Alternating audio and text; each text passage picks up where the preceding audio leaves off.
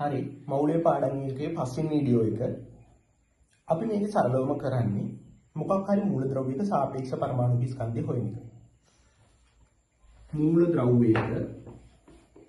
මූලද්‍රව්‍යයක සාපේක්ෂ පරමාණුක ස්කන්ධය සීම. ගමු අපි නයිට්‍රජන්. ගමු. හරිද? හරි නෑ. ඔයාලා දන්න එකකින් ඉස්සෙල්ලා පටන් ගමු. ඔක්සිජන් ගමු. ඔක්සිජන් ගත්තා. මම ඔයාලට කලින් වීඩියෝ එකේදී කියලා දුන්නා අපි හොයන්න ඕනේ මොකද්ද සාපේක්ෂ පරමාණුක ස්කන්ධය. හරිද? හැම වෙලෙම ඉර යටට එන්නේ මොකද්ද?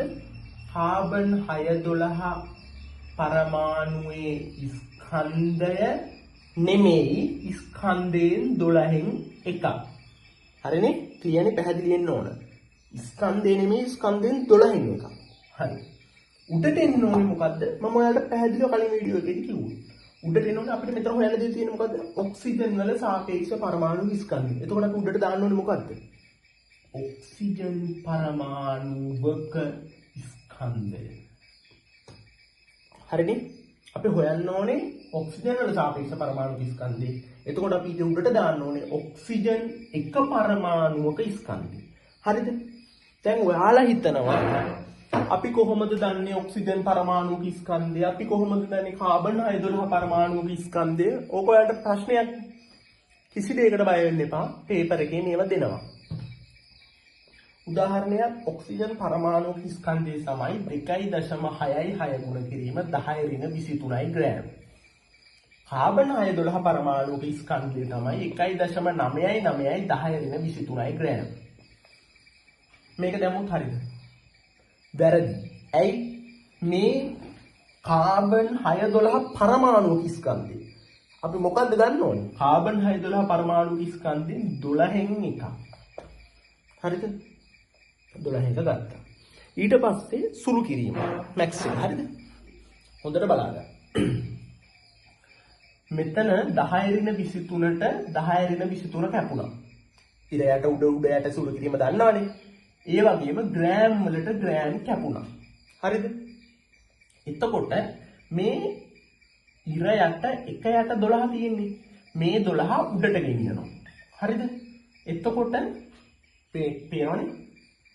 අපි මෙතන තියමු. 2.66 ගුණ කිරීම 12 බෙදීම 1.999. මෙතනට යනකන් තේරුණා. සරල සුළු කිරීමක් තියෙන්නේ. මේකේ උත්තරය කැලලකින් හදලා බලන්න. කිසි ප්‍රශ්න නැහැ කැලලකින් හදලා බලන්න. උත්තරේ එන්නේ 16.02.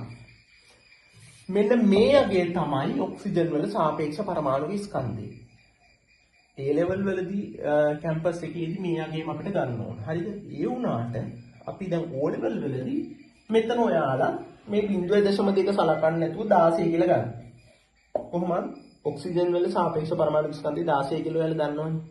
ඔන්න සරලව සාපේක්ෂ පරමාණු ස්කන්ධය හොයන විදිය. යම් කිසි මූලද්‍රව්‍ය. හරි. දැන් ඔයාලා මගෙන් ඔන්න දැන් ඔයාලා පේපරේ MCQ එකක් අහනවා.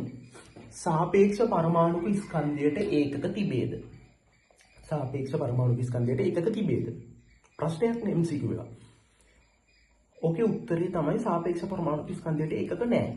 හරි. ඒකක නැහැ. ඇයි? අපි ඒක ඉගෙන ගන්න ඕනනේ. දැන් ඔයාලා කටපාඩමේ තියාගත්තට සාපේක්ෂ පරමාණු ස්කන්ධයට ඒකක නැහැ කියලා. ඔයාලා දැනගන්න ඕනේ ඇයි කොහොමද සාපේක්ෂ පරමාණු ස්කන්ධයට ඒකක නැති වෙන්නේ? ඒක තමයි මෙතන තියෙන්නේ. ඔයාලා දැක්කා අපි මෙතන ගත්තා ඔක්සිජන් පරමාණුක ස්කන්ධය. ස්කන්ධය ගත්තේ ග්‍රෑම් වලින්. කාබන් 612 පරමාණුක ස්කන්ධයෙන් 12න් එක. ගත්තේ ග්‍රෑම් වලින්. ඔයාලා දැක්කද ග්‍රෑම් වලට ග්‍රෑම් කැපිලා යනවා. ග්‍රෑම් වලට ග්‍රෑම් කැපිලා ගියාට පස්සේ ඔයාලට මෙතන පේනවද ඉතුරු වෙන්නේ පූර්ණ සංඛ්‍යාත්මක උත්තර විතරයි කියලා. අන්න හේතුව සාපේක්ෂ පරමාණු ස්කන්ධයට ඒකකයක් නැති වෙන්නේ. අන්න ඒක නිසා තමයි සාපේක්ෂ පරමාණු ස්කන්ධයට ඒකකයක් නැති වෙන්නේ. දැන් ඔයාලා දන්නවා සාපේක්ෂ පරමාණු ස්කන්ධය කියන්නේ මොකක්ද? සාපේක්ෂ පරමාණු ස්කන්ධය හොයන්නේ කොහොමද? මූලද්‍රව්‍යයක සාපේක්ෂ පරමාණු ස්කන්ධය හොයන විදිහ සහ ඇයි සාපේක්ෂ පරමාණු ස්කන්ධයට ඒකකයක් නැත්තේ කියලා. පැහැදිලිනේ? අපි මේ කොටස මෙතනින් ඉවර කරමු.